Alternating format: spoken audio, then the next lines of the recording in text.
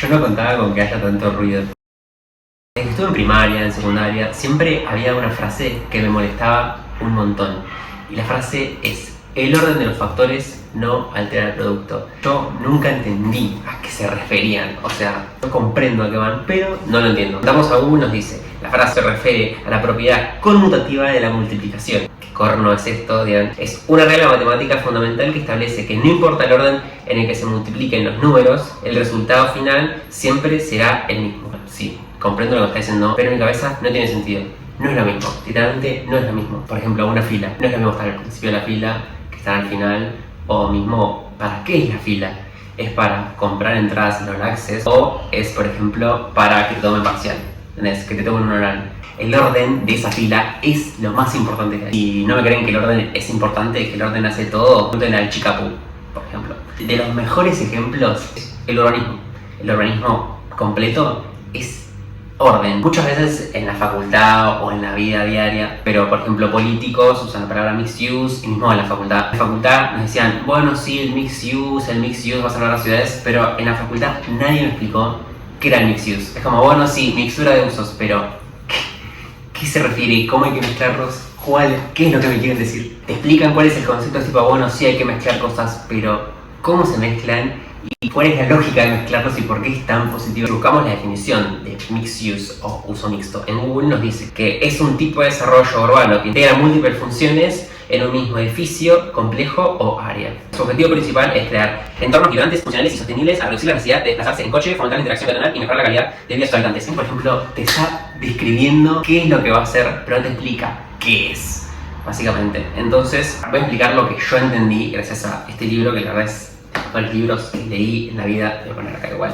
Es Muerte y Vida de Grandes Ciudades de Jane Jacobs. Vamos a Jane Jacobs, vayan a buscarlo. Este libro es de los años 50 y todo lo que dice sigue teniendo valor. El libro le damos un 10 de 10, a Jane Jacobs le damos un 10 de 10. Era periodista y socióloga y no solamente se atrevía a hablar de urbanismo en los años 50, siendo mujer, teniendo en cuenta que el entorno no ayudaba mucho. Para entender el mixed use, vamos a traernos un poco. Una ciudad es un conjunto de personas que empieza a desarrollar vida social por los beneficios que este trae. Tenemos a la ciudad como un conjunto de personas. Las personas tienen esa idea.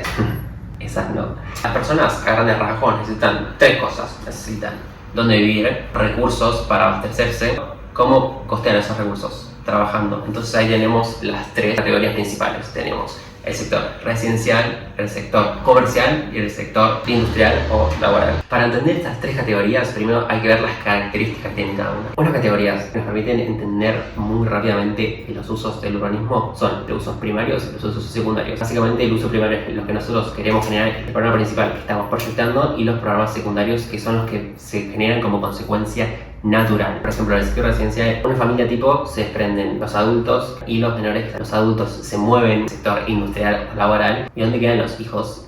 Tienen que mover a otro programa que idealmente es el programa educativo. En el programa educativo se desprenden guarderías, kioscos, librerías y espacios recreativos. Entonces, analizamos este desglose: el sector residencial es un uso primario y el sector educativo es un uso secundario. Pero asimismo, si movemos estas categorías, el programa educativo pasa a ser un uso primario y los usos secundarios son los que ya nombramos, que serían la guardería, el kiosco, la librería. Lo más importante de estas categorías es que si bien los usos primarios despliegan usos secundarios, y que los usos secundarios no son opcionales, son consecuencias naturales fundamentales. Disclaimer: no es que existen programas primarios o secundarios, son categorías que nos permiten entender cuál es la relación entre la generación y el sustento entre estos programas urbanos. No todo depende de una actividad. Dato general sobre mí es que la información per se a mí no me dice nada. Yo tengo que verla. Soy una persona muy gráfica, entonces la manera más eficiente de hacer eso es un diagrama de Venn. Si buscamos la definición, es una representación de círculos superpuestos para mostrar las relaciones lógicas entre conjuntos. Estas ciudades son muy complejas y tienen más de 3 sectores, pero vamos a ver cuáles son las consecuencias que nos empieza a dar. Si agarramos los 3 sectores que habíamos planteado y los juntamos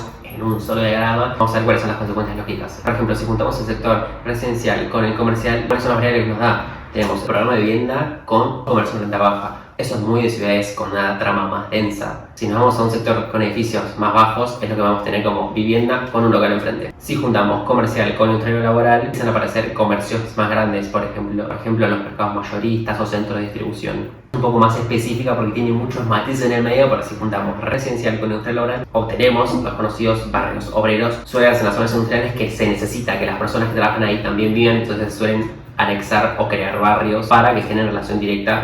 Y estas tres categorías, si las fusionamos todas juntas, sea el tema principal del video, que es la ciudad, claramente. Como ya se habrán dado cuenta, las ciudades son muy complejas y tienen usos muy distintos, pero la idea principal es que cuando superponemos dos usos empiezan a generarse conexiones entre estos y surge un sector nuevo. Más allá del uso específico que puede tener cada sector, los aspectos más importantes de la ciudad es que hay muchos pasando al mismo tiempo y la importancia, los que más influencia tienen sobre la ciudad es cuando te mueves de un programa a otro. Si graficamos los usos horarios de los sectores que estábamos viendo previamente, vamos a ver cuáles son las entradas y cuáles son las salidas de esos programas. Cuando la gente entra o sale de los programas primarios, se genera un movimiento urbano, que es lo que le da fuerza y sustento a los usos secundarios. Vamos a graficar un poco la información que ya teníamos para ver qué es lo que nos dice. Cada uno de estos sectores principales tiene características que vamos a ir desarrollando, pero a priori vamos a ver los que son usuarios y horarios. En el sector residencial tenemos un usuario de todas las personas y un horario que va variando durante el día. En el sector comercial tenemos todos los usuarios y horarios por la mañana temprano, pero tiene un incremento a partir de la tarde en adelante. Y en el sector industrial y laboral tenemos idealmente entre la mayoría de edad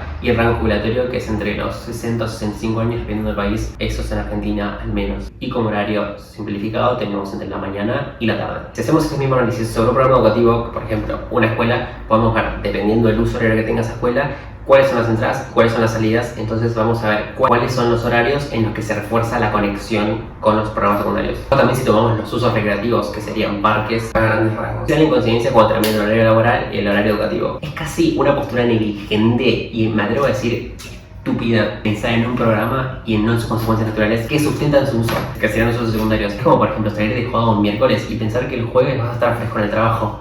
No, literalmente no dormiste, seguramente tomaste alcohol, no vas a dar tu mejor rendimiento el jueves en el trabajo. ¿Qué esperabas que pase? Voy a haberme ido un poco por las ramas entonces. ¿Qué corno busca el Mixed Use? El Mixed Use lo que busca es combinar todo este quilombo, teniendo en cuenta las características de cada uno, no solamente para que funcionen de manera eficiente, sino para que haya gente constantemente en la calle. No solamente teniendo en cuenta cada programa y cómo se combinan, sino a cuánto se combinan, que sean distancias caminables o en bici, que sea fácil, tiene que ver un poco a la ciudad de los 15 minutos. También se busca que se den dinámicas que fomenten y refuercen el sentido de comunidad. Cuando algo me pertenece, no solamente tengo el deber, sino que tengo el instinto de cuidarlo. Así es como podemos ver la ciudad. Un dato, o podría ser un disclaimer también, es que, ay sí, el mixed use es tan beneficioso, es tan fácil decirlo, es tan fácil hacerlo. Bueno, entra al lado un poco más complejo del urbanismo. Citando a Jane Jacobs sobre Albert Petz, no sé cómo se dice, que dice: tengo la convicción de que principios erróneos rigen importantes aspectos.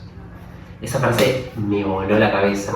Es como, ahí es donde entran los desarrolladores inmobiliarios. Ustedes me van a decir, literalmente, este meme, muchas veces se promocionan políticamente los urbanos que se jactan de tener un mixed use, pero no están pensados como un conjunto, sino que solamente tienen programa 1, programa 2, los juntan y muchas veces no están pensados como un conjunto de funciones sociales, sino que están pensados como un negocio inmobiliario. No estoy diciendo para nada que un negocio inmobiliario va en contra de las funciones sociales. Lo que pasa es que muchas veces por potenciar el negocio se baja un poco el énfasis en hacer una ciudad buena, entre muchas comillas. O sea, muchas veces es que estos negocios empiezan a generar especulación inmobiliaria o mismo gentrificación, terminan arruinando una zona o mucho peor, sacándole más provecho y posponiendo el deterioro natural que va a tener esa zona.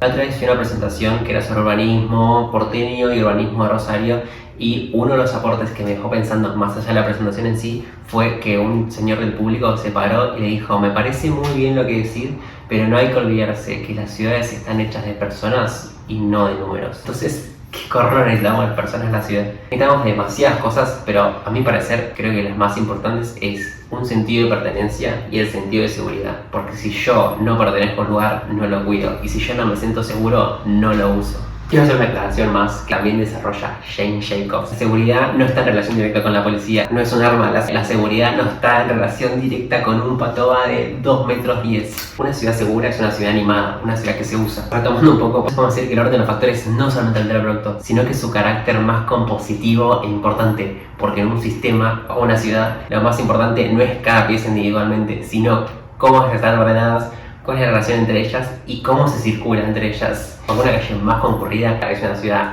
más animada, más comunitaria y más segura.